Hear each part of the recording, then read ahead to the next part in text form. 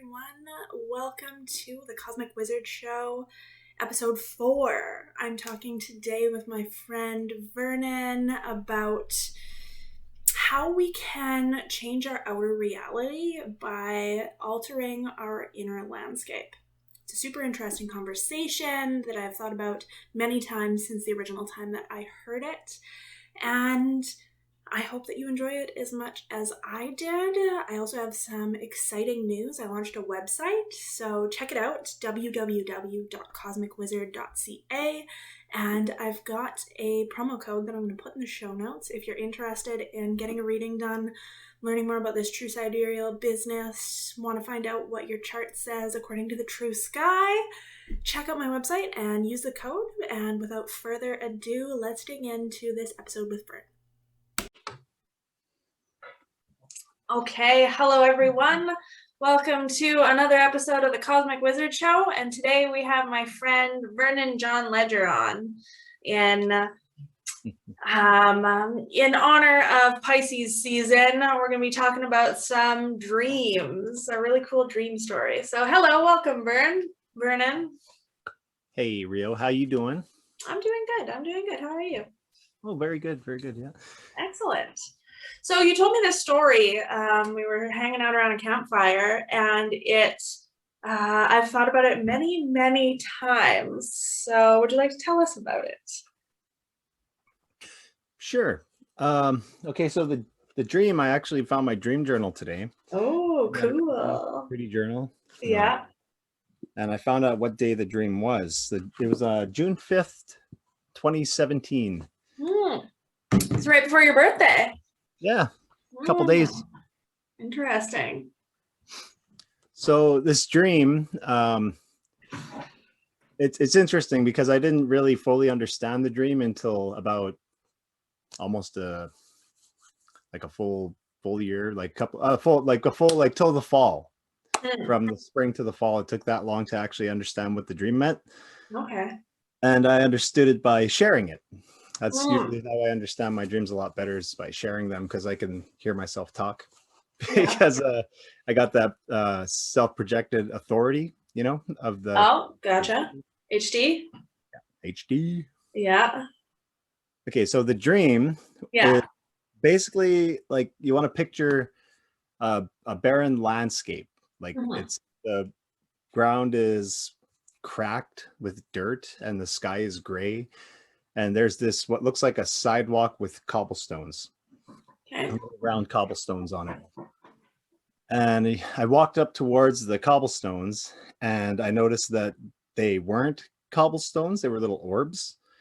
And there was a stream of water running through, which I thought was weird. And then I saw this creature standing there, who at the time I didn't have a reference for what it looked like. But it kind of looks like Ridley from Smash Bros. and Metroid Prime, which is a big kind of dragon-like creature. Oh, okay. A reptilian fellow? Yeah, reptilian dragon creature thing. It was gray, and it was standing there with a oar in its hand, which is a paddle, but with only one side on it. Okay. And he's standing there holding this oar. And then all of a sudden, one of the little orbs pop up, and it's a kid, and it's going like... coming up for air. And what the Ridley thing does is just pushes it down slowly, like it's not trying to hurt it, it just puts it down again. Gentle little pop, nice and soft. And then another one pops up, and he does it again. Further down the stream, there's another Ridley looking thing, and it's playing video games. Okay. And it's just like by the stream? Just a little bit downstream. Like he's right next to the stream. They're both right next to the stream. And the one who has the oar, I asked him, "What are you doing?" And he says, "This is what I'm here to do. Like, this is what I'm doing. This is what I'm supposed to do. This is what I've been tasked with, basically." But he's not speaking English, but I could tell that's what he's saying. He's more like monster sounds. But I could still understand him. So he's pushing this thing down. I'm like, okay, that's kind of weird. And then more kids start getting out, and the one who's doing the pushing starts getting frustrated with the one playing the video game. because he wants help because they're starting to escape. Yeah. So he goes over, starts giving the one playing the video game, he starts giving him hell, right? And he's like, blah, blah, blah, blah, blah. And the video game's like, that's what you're doing. And this is what I'm doing. It's like, I'm doing this. This is what I'm doing. And that's what you're doing. Okay. Yeah. He keeps on doing the video game thing. And the one who is with the oar, he realizes, oh yeah, okay, well, that's the way it is around here. I'm just going to get back. And by the time he got back, there had been like 6 kids who escaped in the river. Yeah. And he goes back and he just starts doing his job again. And that's basically the dream. But there's more to the story because I actually went in and changed the dream later. Yeah. This is where it gets really interesting. And it relates to transits I was going through astrologically. So Pluto was going retrograde and it stopped on my midhaven. And Uranus was exactly opposite my natal Pluto. And this was the day of the dream or when you started to realize? When I started to realize, like, what was going on in my life was a lot of deep transformation. Okay. And I was learning a lot from David Snyder and Mike Mandel. David Snyder is a hypnotherapist and a #1 NLP practitioner in the world. Oh, okay. At the time I was listening, he was #2, but I was practicing all of his stuff. And Mike Mandel has this thing called Mindscaping. So Mindscaping is like where you elicit imagination and then you make it to preference for someone else or for yourself, but it's just easier to do it with someone else. You kind of like guide them through changing things to preference through metaphorical imaginings, right? Whatever comes up, you change it. Like say if there's a wall in the way, you have them deal with the wall. And that was that part. And then I mixed David Snyder's NLP techniques of like opening screens. Like if you can make a screen of something, like if you're having an issue in front of you, you can make this screen. Okay. You can draw it out, then it's easier to manage and you can actually shrink it. Or you can make it bigger, or you could wrap it around yourself, depending on how it makes you feel. Yeah. You want to make it smaller if you don't want it to bother you, and you throw it away. And so when you were telling me this, you were talking about like self-hypnosis. Yep. Is that the kind of thing that you were doing? So you like hypnotize yourself before you do this screen business? Yep. That's you kind of get into a hypnotic state. So the easiest way to get into a hypnotic state is to pretend. Like that you already are in one, because you're in trance all day long, really, is what I've learned. Like every time you sit to read a book or you talk to someone or you get engaged with some kind of activity, you're in a trance. So like what I did was I told this, I was doing these things like the orange ball and the screens and the spinning of energy and all this imaginary stuff with my mind, closing my eyes in the boiler rooms of the hotel I was working at. So I was a maintenance man at the time, and I would go into the boiler rooms, and every single boiler room there was, and do this subconscious work because I figured there was a symbology to the boiler room. Okay. So I'm going into the boiler rooms, and I'm like imagining this great orange orb that's like a fire ember coming in and like purifying and cleansing me. And I'm just doing this in the boiler rooms. Yeah. It's my job to check the boiler rooms, and there are at least 4 of them. So every time I go in there, I do these mental exercises. Okay. And I'm practicing these nonstop. And then I told someone at the front desk my dream that I just had. And I realized the meaning as I was telling the dream. The kids were my inner child. And the Ridley one with the oar is basically my subconscious programming to keep my inner child subdued and not to hurt it or kill it, but to keep it down. So it doesn't come out because it could get out of control, right? Because that's basically what was happening in the dream. It was getting out of control, the inner child. And I was like, oh, weird. Okay, so I'm going to do something about that with the knowledge of this mindscaping and this NLP. And what about the video game? The video game? Yeah. Well, that's like that character playing the video game. He also appears just watching TV in my dreams all the time. Oh, okay. Like, and every time he appears in my dreams watching a TV or playing a game, he says, "I'm doing this right now." Like, you're doing that, and I'm doing this. This is what I'm doing. That's what the character always says. I Yeah. think it might stem from my dad, but I don't really know for Okay. sure. That one's still unsolved. Well, from the influence that I saw it from at first, right? Plus, there's that that Maxwell guy on the old commercials when he'd sit there with in his chair and he'd have a glass of wine and the speaker would turn on and just lights and blow him away. Oh, yeah. Yeah, I don't know. That vision impacted me enough to be returning in my dreams. That could be where that's coming from. Yeah. But I interpreted all these things, and then I thought, okay, I'm going to go down into the shop, the maintenance shop, because I was the only one at work at the time. Yeah.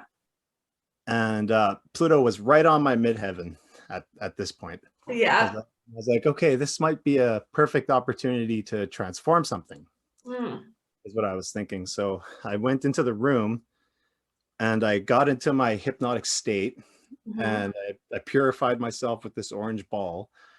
And then when you're in this state, you have to use your body. Okay. Like, you don't just imagine it, you use your body as well. Okay. So I did like Doctor Strange, and I went like this. I opened the portal. Yeah. And I closed my eyes and opened the portal, and it's like spinning around, and it's just like, I imagine the sound and the light and everything just going. And yeah. And then I could see that barren landscape, right? Then I walk through the portal, like actually walk through it. Yeah. I'm in there now. So the first thing I do is make grass. And then I make the skies blue. I'm like, all right, skies are blue, grass is green, and the water there looks a bit dirty. So I'm going to clean that up and clear that up. And then I saw the guy with the oar, and I'm in the office now. I mean, like in my shop talking out loud, and because I'm saying the things I'm saying them to make them happen, right? Yeah. Okay. I'm saying grass, blue skies, clear water. And then I see the Ridley character, and I say to him like, okay, how about you let these kids go? Yeah. Right.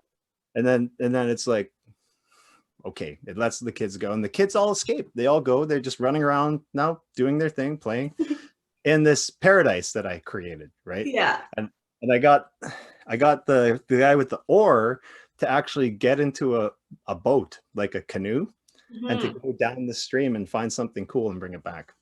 Go find something awesome, like go do something with that oar and go down the stream and then come back. And the guy watching the TV, first time I told him to just like, he's playing the game, I said, okay, just learn something, right?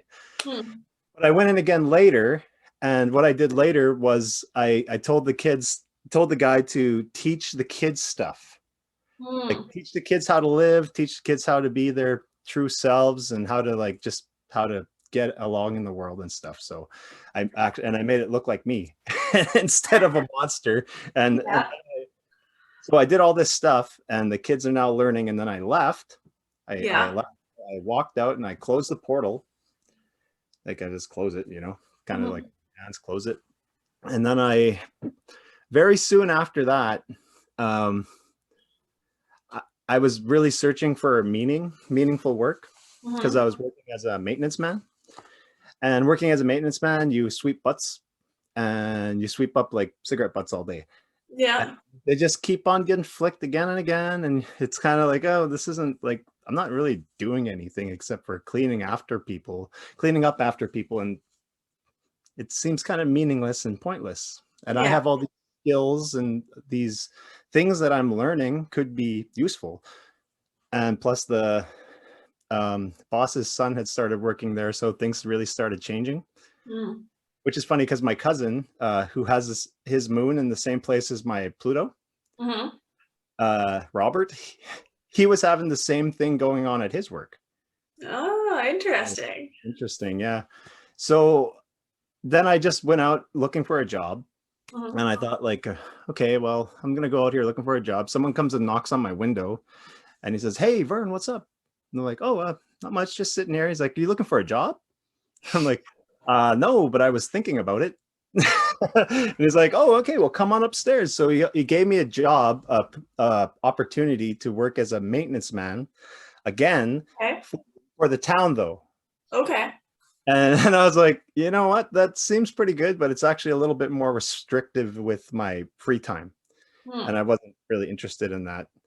And it paid more, but I wasn't interested. So I thought, okay, a job's looking for me. So I'm going to go look for a job. Yeah. That feels like an invitation because I was learning about the projector stuff. I'm like, invitation to look for a job came. So let's go to the Segatawa. Yeah. And I went there and talked to the executive director at the time. And you know, they just said like, okay, well, that's pretty good. Maybe And so what's the Sagatawa?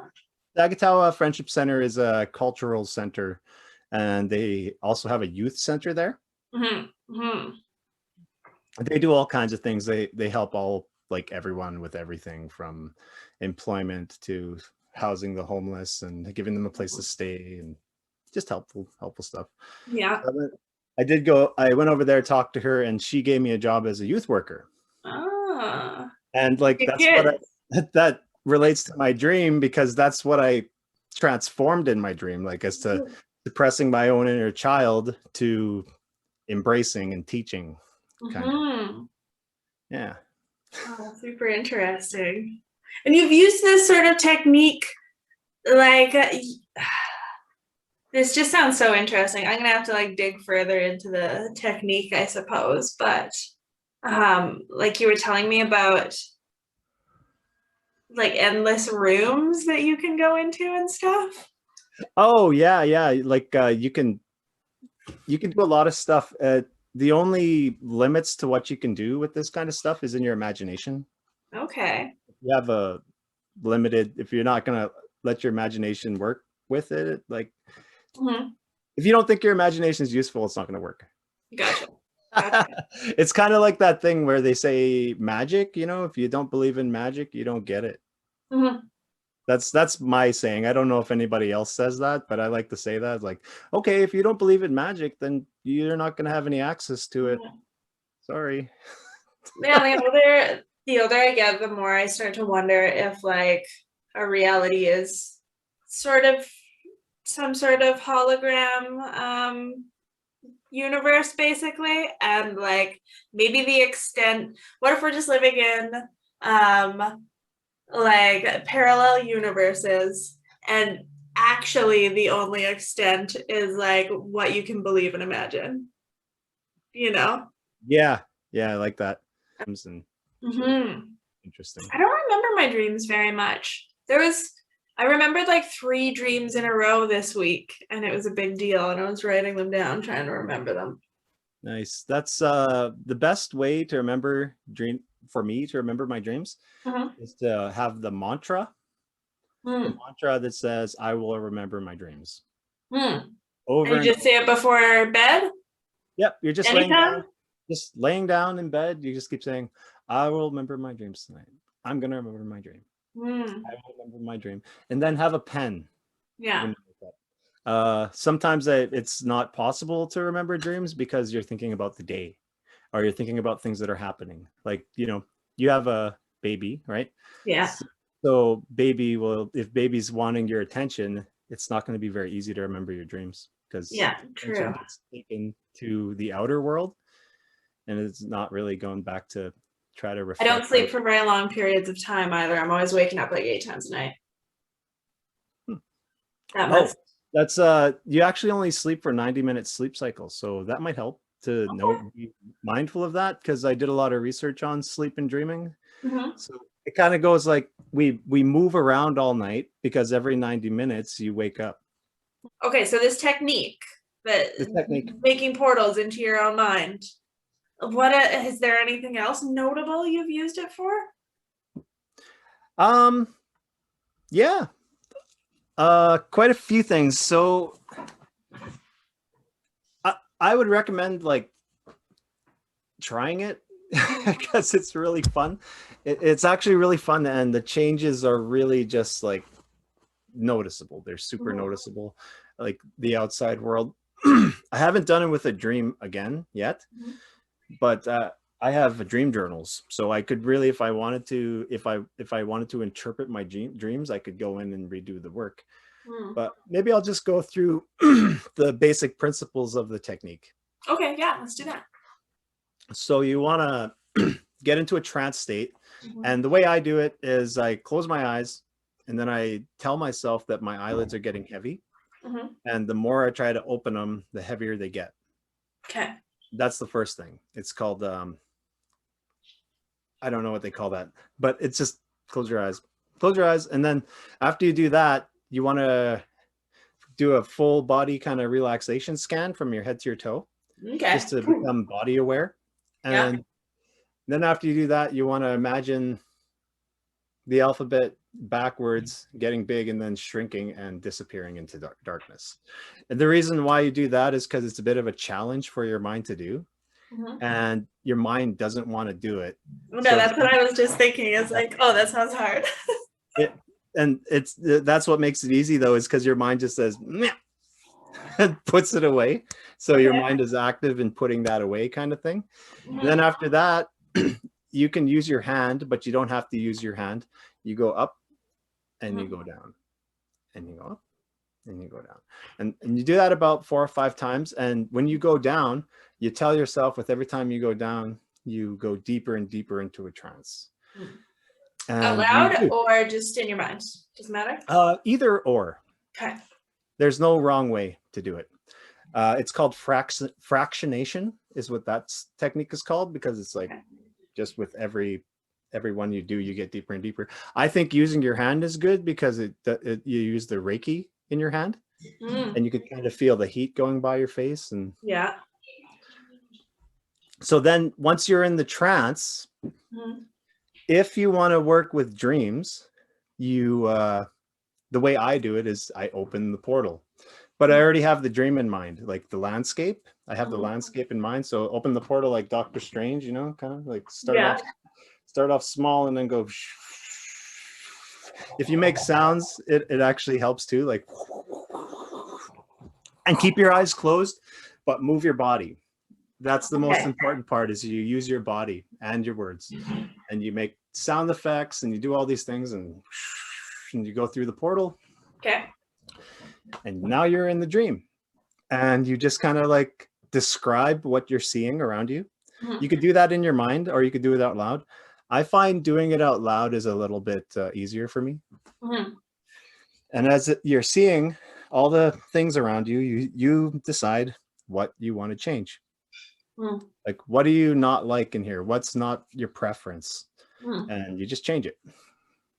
You tell it to change, because you're the boss. And when you're in that state, you get past your critical factor, critical factor, or critical faculty. I'm not sure, it's one or the other. That is kind of this filter that you have up in front. That's kind of like saying you're allowed in, you're not allowed in. But if you're in this hypnotic state, you're kind of like allowed to make any changes you want. But if you're just like not in that state and you try to tell this thing to change, then it doesn't really, it's active. It's always active. Yeah. And if you don't want to do dream work, you could do imaginary work like this too. One thing I like to do is get into that state and then imagine that there's a star above me in space. And it's my star. Like, no one else has this star. It's my star, and it's right above me. It's higher self. It's my room kind of thing. It's like, so then I imagine myself leaving my body and going out through the ceiling and leaving the roof and kind of floating up into that star. And then when I get up there into that star, I'm in a kind of like there's a curtain in front of me now. Like, I'm inside there. I made it in, open the curtain, and then I'm inside of an egg-shaped room. And then you could just go wherever you want. There's different rooms. Like, what I like to do is, like, first I go to the egg-shaped room. I imagine it a certain color. and it's a color that I don't prefer. Mm. And as I rip the pieces of paper off the wall, yeah, it becomes the color that I want. Ooh. Which can be any color, really. Like I go for gold sometimes. Sometimes I go for like a shiny purple or whatever, and silver, shiny mirrors even. But just ripping off the papers, because that does something with your neurolinguistic kind of like, your neurology is all out here. Mm-hmm. So if you're going like this and ripping things out of the way, you're kind of like clearing space for yourself. Yeah. Yeah. Like I kind of like expanded my bubble while doing these techniques. And I watched myself going to the Underground, which is a music place here in Peace River. Every month, they do it once a month. And I was doing this technique every day for at least 4 months. And I would watch my bubble expand. Because I'm tearing down the walls. Interesting. and just like watching me get less afraid to engage with people. And because like I remember when I first went there and I was doing this thing, I would always think like, I really want to go talk to those people, but I'm kind of comfortable here. I don't really want to go. But as I started tearing these down, I realized I just started going over there now. Yeah. Like I'm rearranging what is here already. Mm-hmm. And what is here already kind of, it's like if I put a dot here and I go dot, dot, dot, dot, dot, dot, dot, dot, dot, the more I put it there, the more solid it becomes. Okay. That's the same thing with these screens. Yeah. Like sometimes when we have memory, a screen will pop up in front of us. And we don't realize that there's a screen there, but it's there. So if you're asked to like draw the outline of the screen, okay, there's the outline of the screen of the thing that makes me uncomfortable. Now that you've outlined it, you can do something with it, change it. Yeah, it's really cool. It's giving me shivers. And there's another really cool one where you have voices in your head, right? Okay. There's voices and they're all in certain places as well in your neurology. So I had my Muslim calling me a good for nothing bugger. That was the thing that I remembered because I was going through a guided hypnosis. And so my Muslim's voice was really saying, you know, good for nothing bugger kind of thing, right? And that was the memory I had. So what I had to do was take that voice and put it in the opposite place. And then change it to Donald Duck. And I was like doing that quacking thing. And I was doing this while I was working maintenance, and I was in one of the bathrooms in just in a bathroom at the hotel.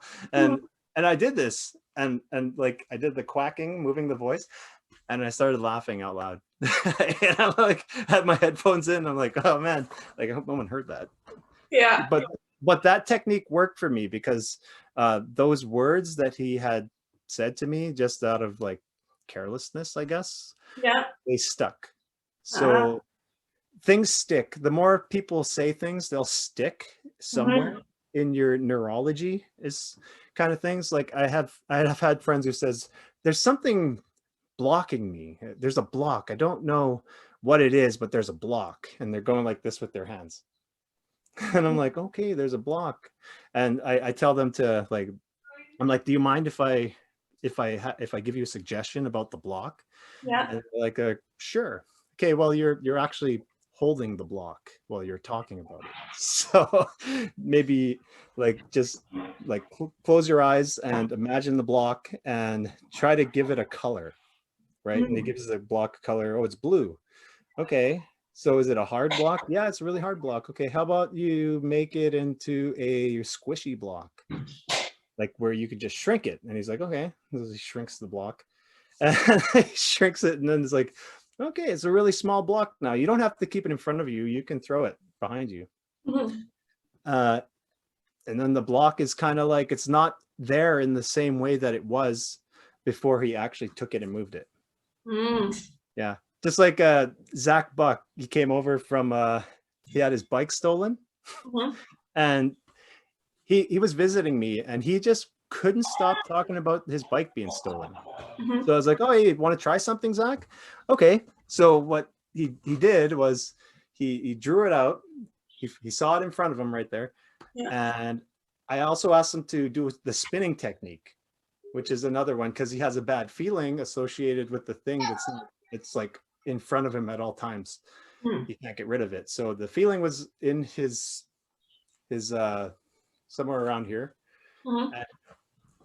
I asked him to point to the feeling. So if you can point to it, you can change it. That's what David Snyder says. So he points at the feeling in his stomach or his chest. And I asked him, is there, this is called the spinning technique. Is there okay, there's an energy there. Which way is it spinning? So you presuppose that it's spinning. You don't ask him if it's spinning. You presuppose. And he's like, oh, it's spinning to this way, right? And he doesn't like the feeling. So, okay, it's like, so take it out and spin it the other way. Double the spin, increase it, hurry up, go faster, faster, faster, faster, faster, faster, faster, and then put it back in. And then touch the screen. And then shrink the screen and throw it behind you and hammer it into the ground. And it won't bother anybody ever again. And then the rest of our visit, Zach never talked about his bike again, and he felt a lot better. Good. Yeah, so these kind of techniques are freaking awesome. I wish I was using them as much as I was back then. But that made maybe this is the invitation to start. Yeah, so you're really into sidereal now. I've gone totally rogue. I'm doing true sidereal these days. So true sidereal. So that's like actually what is in the sky, the signs, the size that they actually are, and 13 signs. Okay, so with that, the reading you gave me, were you using true sidereal at the time? No, I was still just using like regular sidereal at the time. I just sort of switched over to true sidereal in December. How do you get those charts? Well, I can send you some links if there's a Capricorn software, Capricorn Prometheus, it's called. I'll send you a link. That's how you get that's a free version of how you can get the true sidereal chart. I would tell you more about it because I thought that I ran your chart, but I actually ran some ancient old man who lived in 1894's chart. Maybe that was me in a past life. Right? Maybe. Actually, it was interesting. It had like Neptune, Pluto, Chiron rising with the sun, like just all right in the 12th house. But yeah, I've been playing around with that and it's super fun and really interesting. And that's sort of what that group I invited you to was all about. Sweet. Yeah, I've been looking into it. I like integrating all things. That's kind of my thing. So like with all I saw a post I think you put up again with Gemini's aloofness being more of a Taurus-y trait, I think it was, or one or the other. Oh, more just stereotypes about Geminis. Oh, okay. See, my problem is so in the sidereal chart that you read for me, I have Gemini IC, right? Oh, okay. So I have a Gemini IC, but tropically I have a Gemini sun and a Taurus midhaven. So it's like when I go sidereally, I have a Taurus sun. Yeah. Well, you shouldn't have a Taurus midheaven. Oh, I'm sorry, ascendant. Yeah. In tropical, a Taurus ascendant. Yeah. So to have my ascendant and my sun and my IC, those three energies going around with that, for me personally, it's kind of hard to tell because if it's the IC in the sidereal chart, that means the Gemini energy is really deep within me, right? Yeah. But if it's the tropical and it's my sun, then that means it's all in, like kind of all out there, you know? Yeah. I'd be curious to look at your actual true sidereal chart. I'll run it maybe when I'm back home because I'm just at my mom's right now, but I'll run it and tell you what I see, because like for me personally, my chart didn't change between regular sidereal and true sidereal, but like Pisces is a lot bigger and Virgo is a lot bigger. And like Aries, Cancer are a little bit smaller. So I'm not quite sure how it would shift your chart. But I think that sidereal wise, you have a Virgo moon. Yep. I have a Virgo moon in both. Oh, in both. Okay. Well, there's some like very mercurial energy that's present constantly then, you know? Yeah. I'd have to take a look at the sidereal one and analyze it myself, because looking at my tropical one, there's a lot of subruling by Venus and Mercury, and it kind of just like Venus, Mercury, Venus, Mercury, Venus, Mercury, Venus, Mercury. Like that's kind of my thing, I guess. Yeah. Well, you got a lot of Libra in sidereal too. So yeah, there's more Venus going on. Yeah, I just You seem to have extremely strong values, which is sort of the biggest significance I'm giving to Venus these days. Strong values. Well, yeah, like values in general, you know, there can be like money kind of associations with Venus too, as well as love, but I feel like kind of at the heart of both of those is values a bit. Yeah, like I can understand the value part of it, because I have certain values. Yeah. And like if those values aren't really being respected, then it's like Bye. It's like we're not gonna get along. Yeah. I'll try my best, because like, you know, I want to relate and I want to have a good time, but if you're not respecting my values, I'm not gonna have a good time. It's kind of funny. Yeah, that comes across quite strongly with you. Yeah, I'm very contrary on a lot of things. Yeah, I like what you're doing here with this podcast, and I hope it carries on. Yeah, I've got some more interviews lined up. I'm gonna keep at it for sure. Yeah, I don't want to. I kind of feel like starting something myself in this way. I don't know, but like it's been really busy with work. I make a video every day for work. Oh, cool. Ground Level Youth Center. We do a lot of puppets. It's pretty fun. Because I'm teaching kids how to communicate better. So good. When you teach, you learn. Yeah, true. Yeah. Yeah. Here's how I say it. My name is Vernon Ledger from the Ground Level Youth Center and Right to Play, man. Yeah. Here we are. Yeah. Yeah. Anyway. Well, where else can we find you? Where else can you find me? You're on Instagram, right? I'm on Instagram and YouTube. Yeah. And it's the Go Vern Mental Show.